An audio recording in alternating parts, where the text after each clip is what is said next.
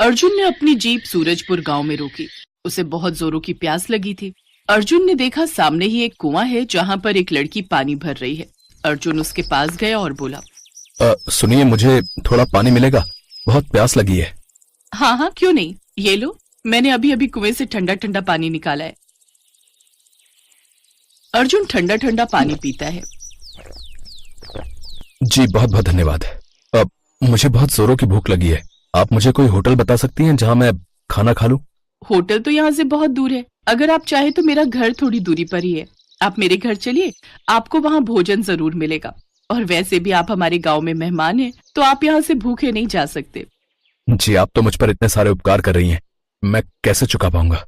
इसमें उपकार की क्या बात है? माँ कहती है अतिथि भगवान का रूप होते हैं। वैसे आपका नाम क्या है? मैंने आपका नाम तो पूछा ही नहीं, और देखा जाए तो मैंने आपको अपना नाम भी नहीं बताया। मेरा नाम माला है, और आपका? मेरा नाम अर्जुन है। आओ, यहाँ मेरी जीप में बैठ जाओ। आपकी जीप में? मैं तो कभी जीप में बैठी ही नहीं। तो कोई बात नहीं, पैदल थोड़ी जाएंगे, आओ बैठ जाओ। और फिर अर्जुन के कहने पर माला जीप में बैठ जाती है। माला से बातें करता हुआ अर्जुन उसके घर पहुंचता है। पर माला का घर देखकर अर्जुन हैरान रह गया। माला का परिवार एक छोटी सी रसोई में रहता था। माला के माता पिता, 2 छोटे भाई बहन और माला। अर्जुन देखता है माला बहुत ही गरीब है। माँ बापू, इनका नाम अर्जुन है, ये शहर से आए हैं। बहुत भूख लगी थी तो मैं इन्हें अपने साथ घर ले आई। अच्छा किया माला बिटिया, मैंने अभी रोटी चटनी बनाई है, जा ले आ। आओ बेटा, यहाँ बैठो। आपको यहाँ बैठने में थोड़ी परेशानी होगी क्योंकि हमारा घर बहुत बड़ा नहीं है। हम इस छोटी सी रसोई में ही रहते हैं। नहीं नहीं, ऐसी कोई बात नहीं है। अर्जुन सबसे बातें करने लगता है। माला के छोटे भाई बहन अर्जुन की जीप में बैठकर खेलने लगते हैं। दीपू, पूजा, ये क्या है? ऐसी जीप में बैठकर जीप को खराब मत करो, चलो नीचे उतरो। दीदी, हमें भी इसमें घूमना है। हाँ दीदी, चलो ना, हम इसमें घूमते हैं। आप दोनों को इसमें घूमना है? चलो मैं आप दोनों को गांव घुमाता हूँ। माला, दीपू और पूजा के साथ अर्जुन की जीप में बैठ जाती है। अर्जुन उन सबको गांव में घुमाता है। दीपू और पूजा बहुत खुश थे। कुछ ही देर में वो अर्जुन से बहुत घुल मिल गए। अर्जुन को मन ही मन माला बहुत पसंद आ गई थी। शाम को जब वो शहर लौटा तो माला के बारे में ही सोचता रहा, और कुछ दिनों बाद वो फिर से माला से मिलने गया। धीरे धीरे अर्जुन और माला एक दूसरे को पसंद करने लगे, और बातों ही बातों में अर्जुन ने एक दिन अपनी माँ शारदा देवी से माला के लिए बात की। शारदा देवी उस गांव के जमींदार को जानती थी। उन्होंने फोन पर जमींदार से बात की। ये क्या कह रही हो शारदा बहन? आपका बेटा अर्जुन हमारे गांव की माला से शादी करना चाहता है? आप जानते भी हो माला बहुत गरीब है, और उसका परिवार एक छोटी सी रसोई में रहकर गुजारा कर रहा है। वो रिश्ता आप जैसे बड़े लोगों के लिए नहीं है। माला आपके घर की बहू बनने के लायक नहीं है। बाकी आप देखो कि आपको क्या करना है। मुझे जो ठीक लगा मैंने आपको बता दिया। एक रसोई में रहते हैं, ये अर्जुन ने किसे पसंद कर लिया। ठीक है जमींदार साहब, मैं इस बारे में अर्जुन से बात करती हूँ। बहुत बहुत धन्यवाद।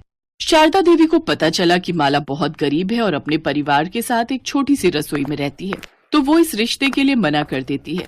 अर्जुन, जमींदार साहब ने मुझे माला और उसके परिवार के बारे में सब बता दिया है। तू एक ऐसे घर में शादी करेगा जो परिवार एक छोटी सी रसोई में रहता है? मैं इस रिश्ते के लिए बिल्कुल भी तैयार नहीं हूँ। माँ, आप जानते नहीं हो, माला और उसके परिवार वाले बहुत अच्छे हैं। ये बात अलग है कि वो बेचारी गरीब है, पर इसमें माला का क्या दोष? माला का स्वभाव बहुत अच्छा है। आप एक बार उससे मिलोगे तो आपको भी माला पसंद आ जाएगी। अरे, मेरे पसंद करने से क्या होता है? रिश्तेदारी, बिरादरी, समाज भी कुछ मायने रखते हैं। अगर सबको ये पता चलेगा कि हमारी बहू का पूरा मायका एक रसोई में रहता है तो सब हमारे ऊपर हंसेंगे। सबको तो यही लगेगा कि तेरे ससुराल वाले बहुत बड़े कोई अमीर सेठ होंगे जो हवेली में रहते होंगे। पर जब उन्हें पता चलेगा कि तेरे ससुराल वाले छोटी सी रसोई में रहते हैं तो सब देखना कितनी बातें बनाएंगे। माँ, आप मेरी खुशी चाहती हो या फिर समाज की? मुझे बस इतना बता दो, उसके बाद मैं आपसे कुछ नहीं कहूंगा। आप मुझे खुश देखना चाहती हो या नहीं? अर्जुन ने शारदा देवी को बस एक बार माला और उसके परिवार से मिलने के लिए मना ही लिया, पर शारदा देवी का बिल्कुल मन नहीं था कि वो गांव जाकर माला और उसके परिवार से मिले। अर्जुन के कहने पर शारदा देवी एक बार उनसे मिलने के लिए राजी हो गई। अर्जुन शारदा देवी को गांव लेकर जाता है। तभी गांव में पहुंचते ही एक खेत के पास अर्जुन की गाड़ी गर्म हो जाती है और रुक जाती है। माँ, आप यहीं रुको, मुझे लगता है गाड़ी गर्म हो गई है। मैं पास से थोड़ा पानी लेकर आता हूँ, तभी गाड़ी स्टार्ट होगी। सब कुछ गलत ही हो रहा है। मुझे पता है ये रिश्ता तेरे लिए ठीक नहीं है, पर तू मेरी सुनता कहाँ है। इस गांव में ही तुझे अपने लिए रिश्ता मिला था। इतने बड़े बड़े शहर के रिश्ते तो तुझे पसंद ही नहीं है। पता नहीं तेरी मति कहाँ मारी गई उस लड़की से मिलने के बाद। अर्जुन पानी लेने के लिए थोड़ी दूर चला जाता है। बहुत ज्यादा धूप थी, इसलिए शारदा देवी गाड़ी में बैठ नहीं पा रही थी और वो एक ठंडी छाया की तलाश के लिए गाड़ी से नीचे उतर जाती है। शारदा देवी को एक पेड़ दिखाई देता है। वो खेत में से एक पेड़ के पास जाने ही लगती है कि अचानक वो एक गड्ढे में गिरने लगती है और शारदा देवी का पैर मुड़ जाता है। शारदा देवी चिल्ला पड़ती है। तभी एक हाथ उन्हें संभाल लेता है। वो हाथ माला का था। हे भगवान, मेरा पैर! आह! आंटी जी संभल कर, मेरे कंधे पर हाथ रखिए, मैं आपको वहाँ पेड़ की ठंडी छांव में बिठा देती हूँ। माला शारदा देवी को धीरे धीरे पकड़कर पेड़ के नीचे एक चबूतरे पर बिठा देती है। आंटी जी, आपके पैर में मोच आई है, पर आप चिंता मत कीजिए, हमारे गांव के वैद्य जी बहुत अच्छे हैं, वो आपके पैर को बिल्कुल ठीक कर देंगे। तभी अर्जुन भी आ जाता है। उसे सारी बात पता चलती है। अर्जुन शारदा देवी को माला के बारे में बताता है। शारदा देवी माला को देखती हैं तो हैरान रह जाती हैं। अर्जुन और माला शारदा देवी को घर ले आते हैं। माला के पिता पड़ोस में रहने वाले वैद्य जी को बुला लेते हैं। वैद्य जी शारदा देवी को कुछ दिन आराम के लिए बोलते हैं। आप चिंता मत करो बहन जी, आपका पैर बहुत जल्दी ठीक हो जाएगा। अर्जुन, जैसा तुमने मुझे कहा था, माला और उसका परिवार बिल्कुल वैसा ही है।